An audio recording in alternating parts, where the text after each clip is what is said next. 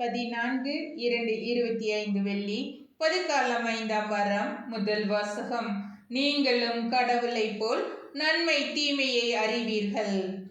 தொடக்க நூலிலிருந்து வாசகம். அதிகாரம் 1, இறைவசனங்கள் 1 முதல் 8. ஆண்டவராகிய கடவுள் உருவாக்கிய காட்டு விலங்குகளில் எல்லாம் பாம்பு மிகவும் சூழ்ச்சி மிக்கதாக இருந்தது.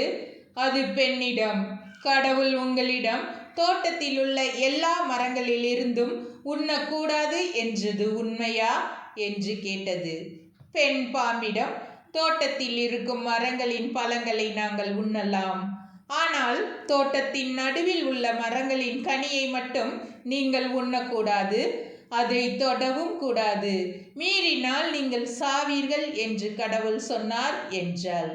பாம்பு பெண்ணிடம், நீங்கள் சாகவே மாட்டீர்கள், ஏனெனில் நீங்கள் அதிலிருந்து உண்ணும் நாளில் உங்கள் கண்கள் திறக்கப்படும், நீங்கள் கடவுளைப் போல் நன்மை தீமையை அறிவீர்கள் என்பது கடவுளுக்கு தெரியும் என்றது.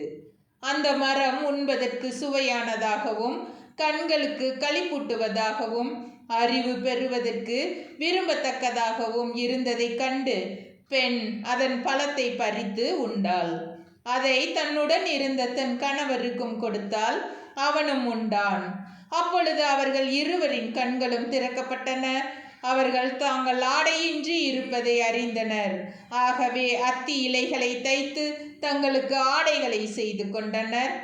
மென்காற்று வீசிய பொழுதினிலே தோட்டத்தில் ஆண்டவராகிய கடவுள் உலவிக் கொண்டிருந்த ஓசை கேட்டு மனிதனும் அவன் மனைவியும் ஆண்டவராகிய கடவுளின் திருமுன்னிலிருந்து விலகி தோட்டத்தின் மரங்களுக்கு இடையே ஒளிந்து கொண்டனர். ஆண்டவரின் அருள்வாக்கு. இறைவா, உமக்கு நன்றி.